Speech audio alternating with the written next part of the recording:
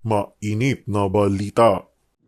With regard to patas, I don't think magiging patas itong investigasyon na ito dahil kung nakita niyo naman yung mensahe ng Pangulo, sinabi niya ganitong mga kriminal na ageist.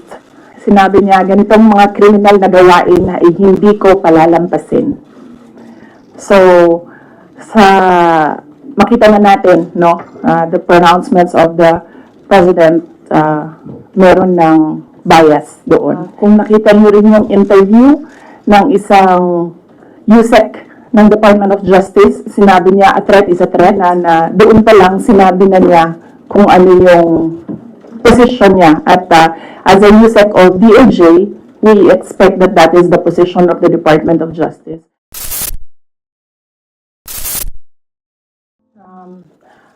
The Office of the Vice President would like to thank everyone for joining us on our Thanksgiving and would like to wish everyone a very Merry Christmas, and I hope that you spend your Christmas and holidays with your loved ones and your families.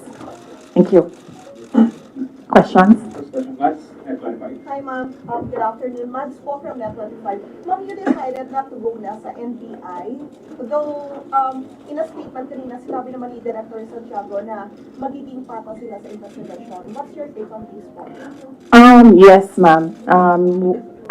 The lawyers presented me with options and I asked them if I needed to go to the NBI for the subpoena, and then they said that I have options not to go.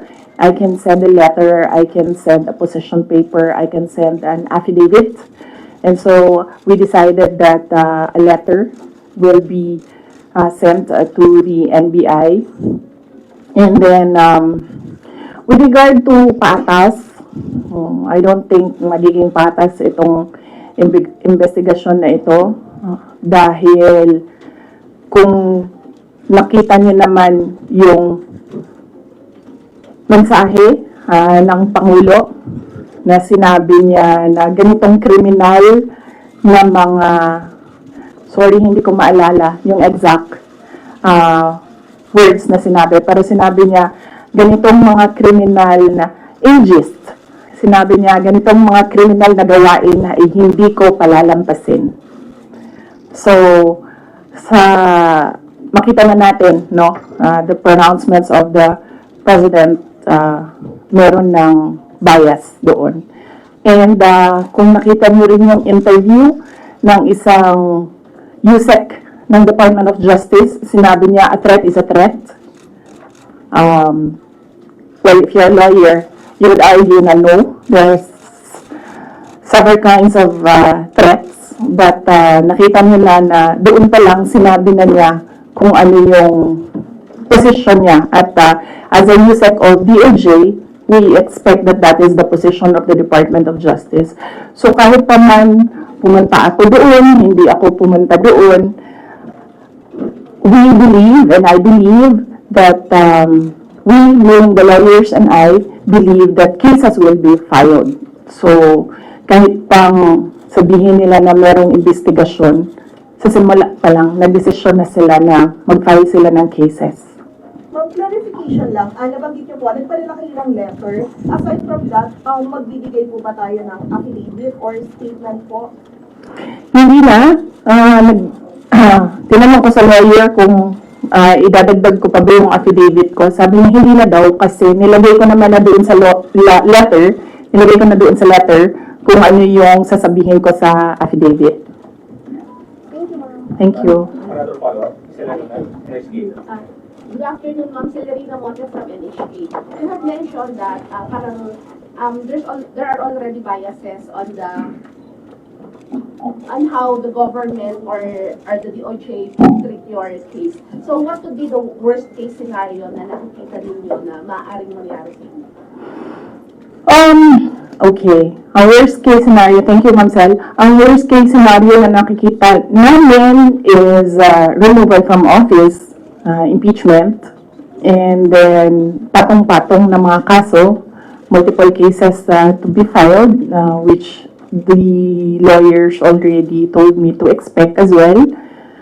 That is why I just decided not to go to the NBI, because clearly the pronouncements of the President and the USEC of DOJ point to cases to be filed.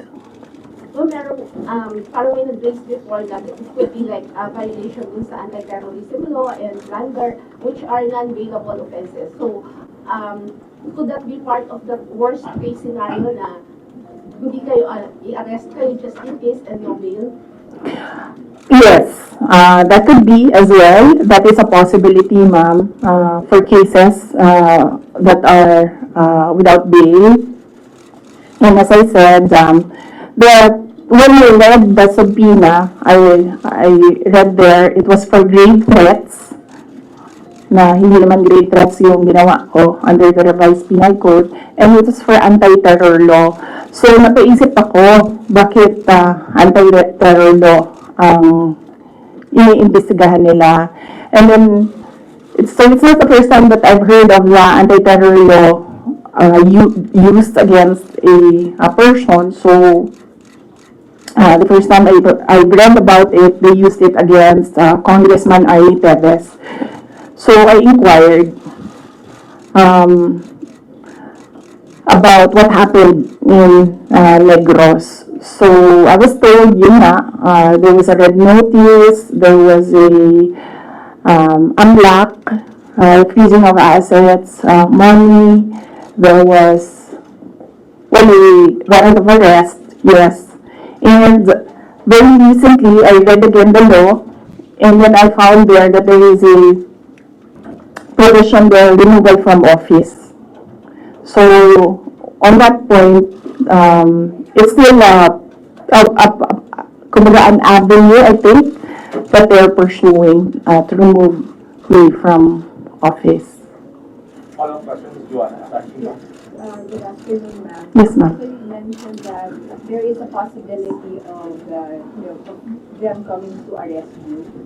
Have your lawyers briefed you on what to expect in case they do come?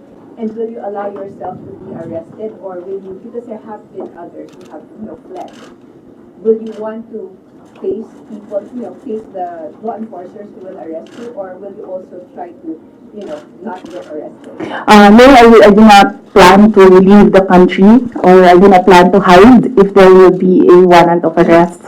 Mainly because my children are here. So if I am detained, I want to be able to still see my children. So I have no plans of doing that. I have no plans of leaving the country to hide. One last follow-up for this month. Please, Adolfo. Congressman Marcoleta offers himself as your lawyer in case tutuloy yung impeachment case against you. Will you accept the offer? No, I think, well, first off, I'd like to thank Congressman Rodante Marcoleta for his offer to be my lawyer in the impeachment case. I appreciate it because he's a very good lawyer. He's a brilliant lawyer. In fact, he pointed out to me points during the committee hearing that as a lawyer, I was not able to see. So that shows his astuteness in the law. But I feel that he will better serve the country if he remains as a member of the House of Representatives. That is what is important right now. We need good public servants, good leaders, good officials in government. And I assure everyone that we already have lawyers helping us. In fact, the moment that Franz Castro announced last year that they are planning to file an impeachment, we already talked to lawyers who will handle the impeachment case at the time. But now, cases pala, 3. So we just need more lawyers. And we already discussed this with the first team that we hired as lawyers. Another follow-up. Please, Robina. Immigration below. Yes. Yes, ma'am. So, I just want to ask how are we preparing, or what are our preparation, and how are we going to respond to the impeachment or the worst case scenario? Oh, okay. Yes, ma'am. So, very recently, we had a meeting with the lawyers, and what was discussed there was the arrangements, because we needed more lawyers. We are expecting another impeachment case now, so this may be 3 impeachment cases.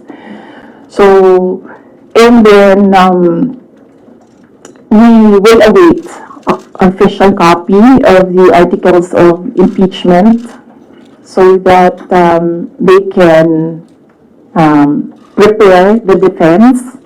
We already have advanced copies of what is filed in the House of Representatives, and they're starting preparatory works right now. Sorry, sir.